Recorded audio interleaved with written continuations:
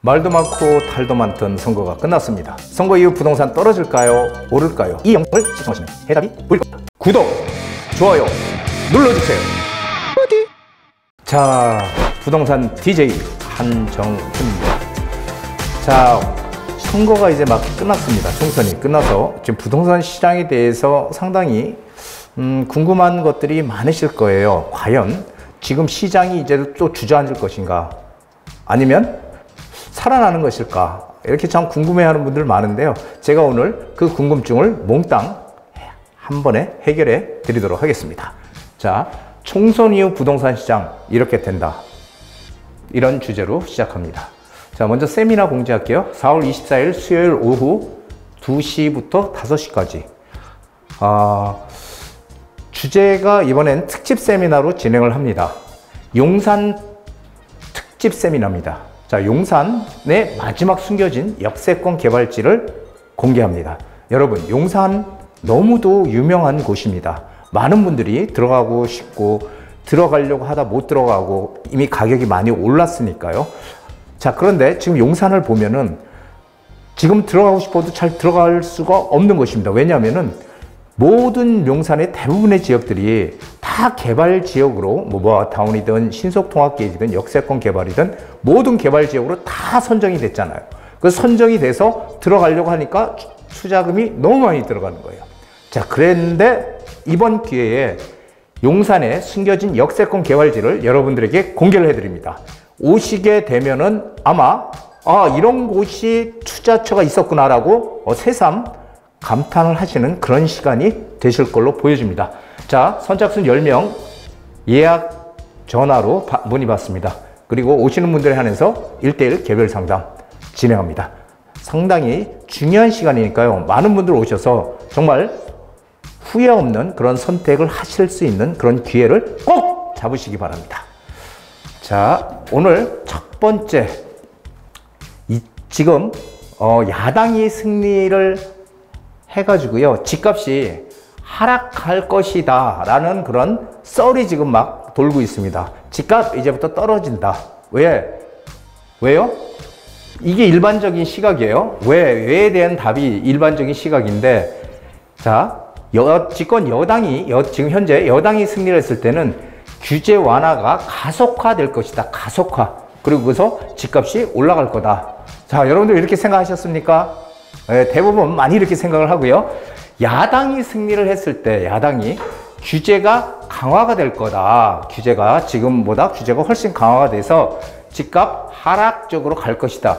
이게 모든 사람들이, 대부분의 사람들이 얘기하는 보편적인 일반적인 시각입니다. 그러나 현실, 역사적 사실은 어떠냐면요, 여당이 승리했을 때는요, 규제 완화가 가속화가 되겠죠. 규제 완화 가속화되고, 그리고 항상 공급에 초점을 맞춰서요, 가격이 오히려 안정되는 그런 현상을 보여왔다는 겁니다.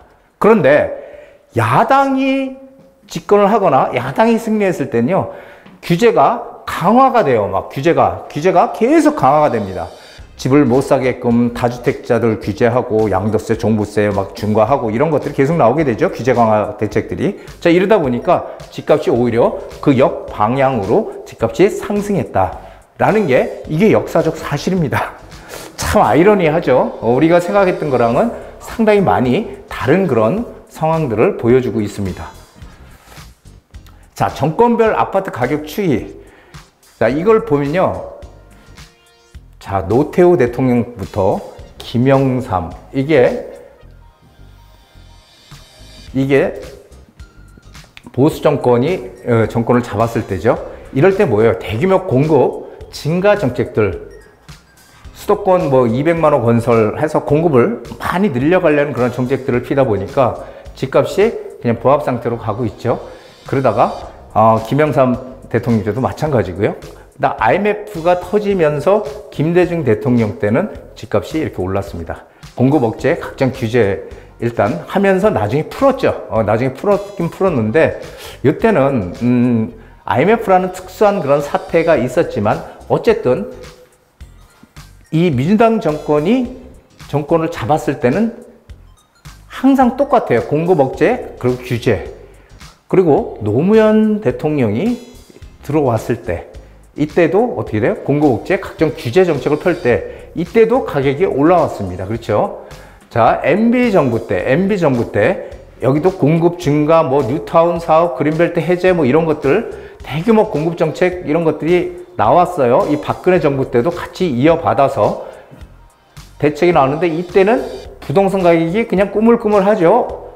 그런데 문재인 정부 들어와서는 어떻게 됐어요? 다시 가격이 이렇게 많이 올랐어요. 이때도 규제를 어마어마하게 많이 했잖아요. 그렇죠? 각종 규제. 이게 반대로 항상 모든 게 그런 것 같아요. 이 시장 논리에 맡겨둬야 되는 걸 정부에서 과도한 규제를 하다 보면은 거기에 대한 부작용이 커지더라라는 거죠. 그래서 이런 정권별 아파트 추이를 봐도 오히려 야당, 민주당이 정권을 잡았을 때는 집값이 오히려 더 많이 올랐고, 그리고 현 여당이 잡았을 때는 오히려 더 완화시켜주고 뭔가 더 혜택을 주는 것 같은데 집값은 상대적으로 그렇게 많이 오르질 않았다라는 게 이게 역사적 사실입니다. 자, 선거 이후 부동산 시장을 정말 냉철하게, 냉정하게 우리가 판단을 해봐야 됩니다. 여기에 올해의 승패가 달린다라는 거죠. 아니, 올해뿐이 아니라 내년, 후년 계속 이어지는 몇 년 동안의 승패가 지금에 달려있다는 것입니다. 자, 이번 선거는 야당 승리가 시장의 방향성, 우리 방향성을 뭐라고 얘기해요? 추세라고 얘기하잖아요. 방향성. 이 방향성을 결정하지 않는다는 거예요. 총선에 따른 투자 심리. 야, 총선 끝나면 집값이 어디 여당이 승리하면 어떻게 될까? 야당이 승리하면 집값 떨어져? 그러면은 일단 총선 결과를 보고 우리 투자를 해봐야지. 이렇게 생각을 했죠. 이런 분들이 많죠. 총선에 따른 투자 심리보다는 뭐가 좌우해요? 금리와 유동성이 더 시장의 가격을 오히려 결정해 준다는 거예요. 자, 근거가 뭐냐면요. 만약에 총선에 따른 어떤 투자 심리, 총선에서 야당이 승리를 했을 땐 집값이 떨어질 거야. 그러니까 총선이 끝나고 좀 지켜봐야 되겠네. 이렇게 생각을 많이 한 것 같지만, 근데 시장은 그렇지 않았어요. 왜 그러냐면은 총선 앞두고 매매 거래량이 급격히 살아나기 시작했잖아요. 이게 언제부터 거래량이 살아나기 시작했냐면요. 이후에도 나오지만 1월 달부터 거래량이 올라가기 시작했어요. 만약에 총선 결과를 보고 우리가 뭔가를 판단하려고 했다면 이때 거래량이 늘어나면서 집 사는 사람이 많아지면 안 되잖아요. 그리고 지금 3월 거래량, 이 3월 거래량이 정말 놀랐습니다. 3월 거래량이 이제 4천 건에 거의 육박하는 그런 시기가 지금 올 것 같아요. 조금 있다가 제가 말씀드릴게요. 그래서 지금 거래량이 막 계속 지금 늘어나고 있어요. 1월, 2월, 3월 거래량이 계속 늘어나고 있다는 거는 이게 늘어나면서 압구정동을 비롯한 이 상급지, 서울의 상급지 아파트들 가격이 올라가고 있잖아요. 그래서 회복 속도가 지금 가파르게 지금 가고 있다는 겁니다. 자, 그런데 어떻게 이게 총선 결과를 보고 투자하자 사람들의 심리가 움직일까요? 그렇지 않죠, 지금? 뭔가 방향성은 정해져 있다는 겁니다. 봐요. 금리와 유동성은 방향이 이미 정해져 있어요. 미국발 금리는 시기의 문제일 뿐이지 6, 7월 중에 인하가 단행이 될 거고요. 여태까지는 미국의 물가, 소비자 물가 9.1%까지 올라가는 40여 년 만에 아주 특이한 그런 고물가 시대가 오는 바람에 금리를 파격적으로 막 높이 올렸잖아요. 파격적으로 올렸는데 이제 그것이 그렇게 되다 보니까 시중에 돈이 줄어들게 되죠. 그러니까 금리가 어떻게 돼요? 양적 긴축 시기, 양적 긴축, 통화량을 줄이는 양적 긴축 시기에서 금리 인하가 단행이 되면 어떻게 돼요? 금리 인하가 단행이 되면 금리가 낮아지면 돈이 시중에 넘쳐나겠죠. 유동성이 커지는 양적 완화 시기로 전환되는 시기가 이제 곧 온다는 겁니다. 이것이 상당히 중요한 거예요. 방향성은 이미 정해져 있기 때문에 사람들은 1월, 2월, 3월 달에 선거 결과에 관계없이 계속 집을 샀기 때문에 거래량이 늘어났다는 겁니다. 이게 팩트 아닙니까? 양적 완화가 시작이 되면 유동성이 커질 수밖에 없다. 그래서 금리와 유동성은 이미 방향성이 확실하게 정해져 있다는 겁니다. 자, 반등의 신호가 지금 강하게 오고 있습니다. 서울이요, 경기도 아파트마저 20주 만에 집값 바닥 찍고 상승. 자, 바닥 찍고 상승했대요. 이제 내림세가 멈췄대요. 자, 여기서 거래량을 한번 보자고요. 거래량.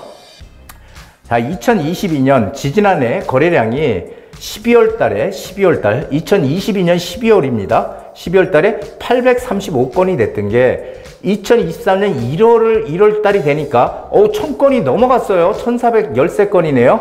1000건이. 그렇죠? 2월 달 되니까 2457건. 계속 거래량이 늘어나기 시작했죠. 변곡점이 언제 생겼어요? 2022년도에 1월 달에. 2023년 1월 달에 변곡점이 생겨서 쭉 계속 올라가다가 3899, 8월 달에 3899, 약 3900건 거래량이 되다가 9월 달 되니까 3400건으로 조금 떨어졌어요. 떨어지더니 10월 달 되니까 2300건으로 왕창 떨어졌죠. 11월 달 되니까 1843건 또 떨어졌죠. 12월 달 되니까 1824건 또 떨어졌어요. 그런데 1월 달이 되니까 2568건. 갑자기 1824건에서 1월 달에 이렇게 뛰었죠. 2월 달에 2503건. 비슷하죠. 약간 부족하지만. 자, 3월 달 되니까 3월 달에 현재 오늘 날짜로 4월 15일 날짜로 3304건이에요. 3304건. 자, 3월 달에 매매 거래량이 총 집계가 되는 게 4월 말입니다. 앞으로도 15일이나 더 남았잖아요. 그렇죠? 15일이 더 남았기 때문에 4,000건은 돌파할 걸로 보여져요. 4,000건 돌파는요, 여기 8월달, 지난해 8월달 최고가를 뛰어넘는 거죠. 지금 이렇게 거래량이 늘어나고 있다는 거, 이게 팩트입니다. 여러분. 그러니까 하락한다, 뭐 어쩌고 지금 선거가 민주당이 정권을 잡아서 집값이 떨어진다고 카더라 통신은 절대 믿으시면 안 됩니다. 이걸 만약에 카더라 통신을 믿으면은 지난해와 똑같은 결과를 맞이하게 될 거예요. 지난해 1, 2월 달, 3월 달 이때 집을 샀던 분들은 저렴한 가격에, 떨어져 있는 저렴한 가격에 집을 구입할 수 있었겠죠. 내가 투자를 해서 이익을 상당히 많이 낼 수 있었을 거예요. 하지만 그때 못했던 분들은 어떻게 해요? 이렇게 떨어지니까 계속 떨어질 것 같아. 또 못해. 이게 계속 반복되는 그런 상황으로 내몰린다라는 얘기를 드리는 겁니다. 자, 규제 완화 정책은 어떻게 될까요? 지속될 겁니다. 어젠가 윤석열 대통령이 얘기했듯이 공급이 부족한 데에 대한 것을 절감하고 있다는 거죠. 그래서 어떻게든지 공급을 늘리겠다. 기존에 옥조에 왔던 재개발, 재건축에 대한 규제 다 빨리 풀어서 집을 빨리 짓게끔 하겠다. 어제도 또 얘기가 나오더라고요. 그래서 규제 완화는 뭐 어차피 현 정부의 하나의 정책 방향이죠. 그래서 공급을 획기적으로 늘리겠다라는 거죠. 공급을 획기적으로 늘리겠다. 그리고 그렇다면 결국 재개발, 재건축이 우리의 투자의 핵심이 될 거다. 이거 뭐 당연한 거 아닙니까? 빈 땅에다가 자꾸 그 집을 지어야 되는데 서울 같은 경우는 빈 땅이 없잖아요. 그러니까 낡은 거 부숴서 새 집 짓는 방법밖에 없죠. 이것이 재개발과 재건축 아닙니까? 너무도 뭐 당연한 거예요. 그러나 여기서 우리가 한 가지 봐야 될 게 옥석 가리기가 앞으로는 정말 중요하다는 거. 옥석 가리기. 지금 재개발, 재건축 서울시 지도 놓고 보면요, 안 하는 데가 거의 없어요. 모아타운이든 다 진행합니다. 그 진행되는 데들 다 진행 끝까지 될 거라고 믿으십니까? 믿는다면 그건 정말 잘못된 생각입니다.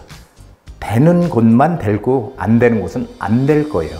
그래서 재개발, 재건축도 옥석 가리기가 정말 중요한 그런 시기가 왔다라는 거죠.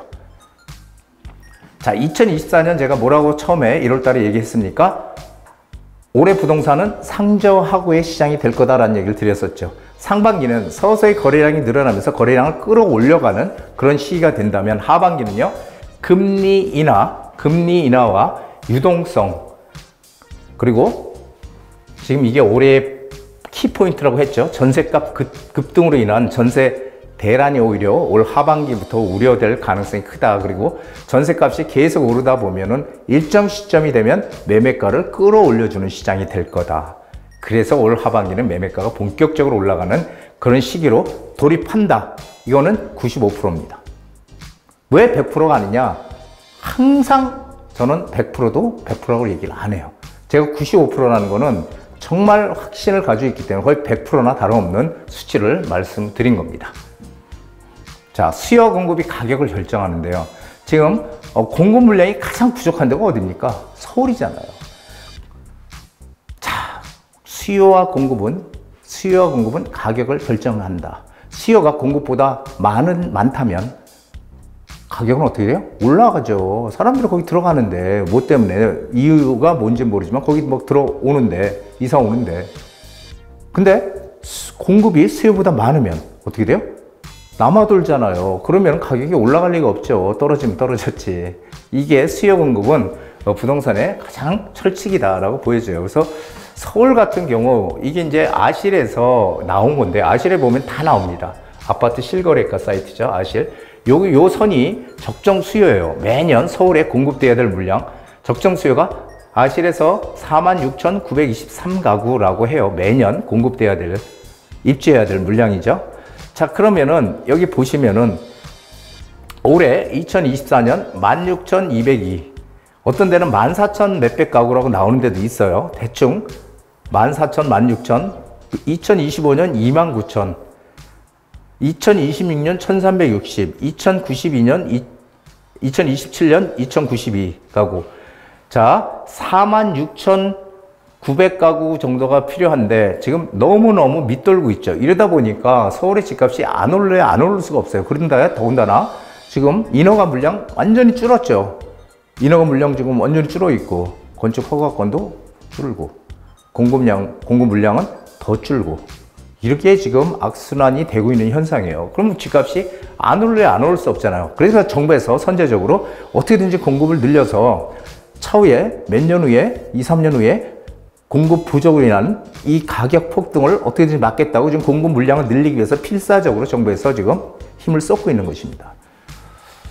자, 인천 같은 경우를 한번 보자고요. 인천은 적정 수요가요, 15,000가구, 요 선이 15,000가구. 근데 요 선을 다 넘어갔잖아요. 그렇죠? 넘어갔다는 건 공급이 많다는 거잖아요. 2024년에 24,848가구, 적정 수요가 15,000가구인데 적정 수요를 넘어갔죠. 2025년 22,503가구, 이것도 넘어갔죠. 그래서 적정 수요보다 줄어드는, 수요보다 공급이 작은 시기가 2026년도부터네요. 7,847가구. 그러면은 인천 같은 경우는 2024, 25년 내년까지는 공급 물량이 많다는 얘기 아닙니까? 자, 이런 것들을 보고 우리가 움직여야 된다라는 얘기를 드리는 겁니다. 자, 제 강의는 여기까지고요. 여러분들 정말 중요한 시기, 이 선거 이후에 중요한 시기를 어떻게 현명하게 보내실지 잘 판단을 해 보시기 바랍니다. 자, 4월 24일 특별 세미나, 용산 투자 세미나입니다. 용산에 개발지 없는 것 같죠? 이미 다 진행이 돼서 개발 지역이 없는 것 같지만 숨은 역세권 개발지가 있습니다. 이 역세권 개발지를 공개하는 그런 중요한 시간 준비하겠습니다. 자, 이 세상에 보장된 것은 아무것도 없으며 오직 기회만 있을 뿐이다. 맞는 얘기죠? 예, 기회. 이 기회를 근데 사람들이, 기회는 다 누구에게나 온다고 해요. 많이 오지는 않더라도 뭐 인생에 뭐 3번의 기회가 온다는 얘기도 하지 않습니까? 그래서 나도 모르게 기회가 왔다 갈 수도 있습니다. 우리는 이 기회를 찾기 위해서 노력을 해야 돼요. 이 기회를 내가 못 잡으면은 남들도 못 잡겠지가 아니고, 내가 못 잡은 기회는 남들이 대신 잡을 수가 있는 거예요. 그래서 기회가 왔을 때 기회를 잡을 수 있는 지혜가 필요합니다. 더글라스 메가다와 얘기했습니다. 부디의 한수, 오늘 강의 여기까지입니다. 여러분, 올바른 선택을 하시길 바랍니다. 한정훈의 부동산 DJ에서는 여러분들의 고민을 기다립니다. 영상을 보시고 투자에 관심 있으신 분은 지금 바로 연락 주시기 바랍니다.